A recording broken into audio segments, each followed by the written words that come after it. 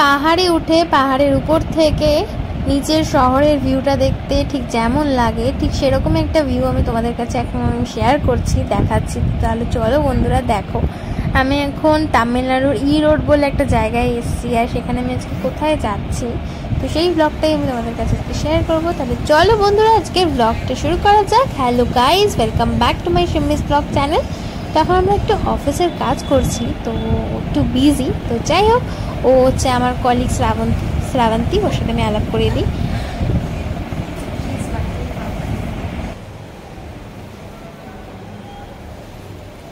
এখন আমরা অফিসের কাজ করছি, ওখান থেকে এনগেজমেন্ট থেকে চলে এসেছি, তো এখন আমরা একটু অফিসের কাজ করছি, কারণ শিফট টাইমিংও আছে, যেহেতু আমাদের একজন অফিস কলিগ অলরেডি লিভে আছে, তো আমাদেরকে অফিস তো করতেই হবে। তো অফিসের একটু কাজে বসেছি, তো তারপরে আমরা যাবো একটু তিরুমালা টেম্পলে, দেন রাত্রিবেলা রিসেপশন। তো বিকেলবেলা অফিসের কাজ শেষ করে 4:30-5টার দিকে আমরা সবাই অফিস কলিগরা মিলে যাওয়ার প্ল্যান করলাম, চেনুমালা টেম্পলের উপরে যাব। তো মোটামুটি 1.7 কিলোমিটার দেখাচ্ছে গুগল ম্যাপে। তো এই হলো গেটটা বেসিক্যালি।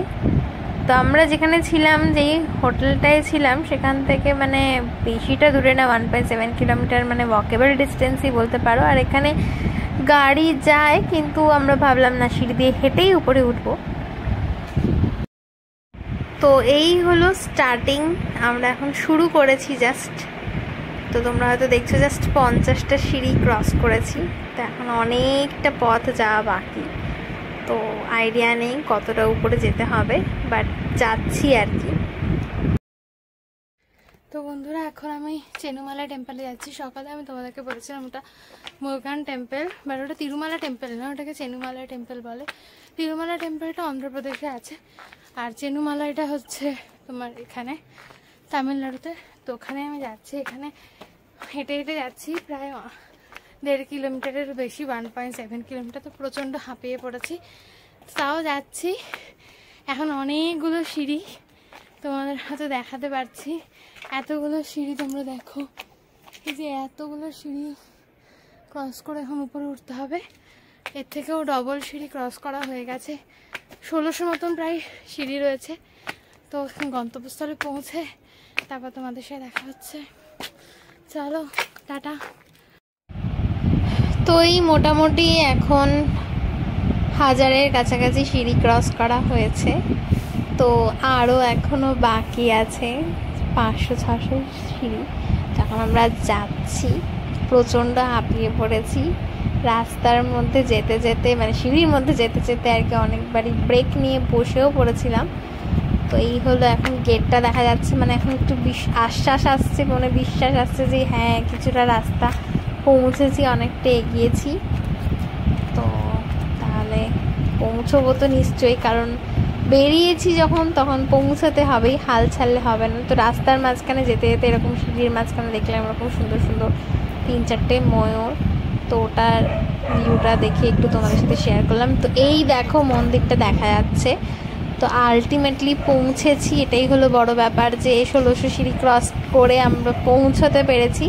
তো এই হলো মন্দিরের বাইরের চারপাশটা তোমাদেরকে দেখাচ্ছি। মন্দিরের ভিতরে আশা করা যায় ক্যামেরা নিয়ে ওরা অ্যালাউ করবে না, but I will try to capture, but জানি না ক্যাপচার করতে দেবে কিনা। এই মন্দিরের গেটটা তোমাদের আমি দেখাতে পারছি, এখন তোমরা এটা দেখো। তো এটা হলো চেন্নুমালাই টেম্পল, সরি।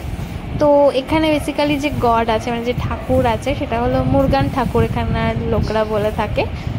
তো তাহলে চলো মন্দিরের ভিতরে আস্তে আস্তে ঢোকা যায়, যতক্ষণ পর্যন্ত আমি ক্যামেরা ইউজ করতে পারবো, ফোনটা নিয়ে তোমাদের সাথে ভিডিওটা শেয়ার করব।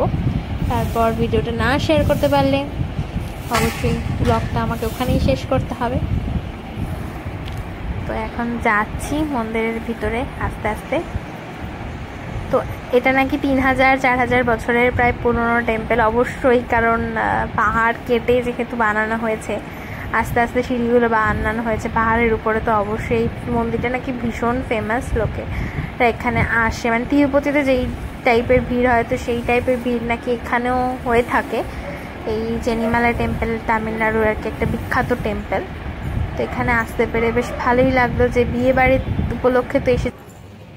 মন্দিরের ভিতরে ভিতরে ঢুকে গেছি। তো জেনারেল টিকিট কাটার জন্য এখানে 5 টাকা থেকে টিকিট আছে, 5 টাকা, 10 টাকা, 25 টাকা এবং 50 টাকার টিকিট। তো আমরা বেসিক্যালি 25 টাকার টিকিটটা কাটবো বলে ভেবেছি। তো এখন আমরা মন্দিরের ভিতরে যাব। তো অবশ্যই ফোনটা রেখে দিতে হবে, তোমাদের কাছে ভিডিও করে ব্লগের মধ্যে শেয়ার করতে পারলাম না। তো যাই হোক বন্ধুরা, ব্লগটা এইটুকুই আজকের মতন। তো ব্লগটা ভালো লেগে থাকলে অবশ্যই লাইক, শেয়ার অ্যান্ড কমেন্ট করে জানাতে ভুলো না। দেখা হবে পরের ব্লগে। আজকের মতন এইটুকুই, টাটা।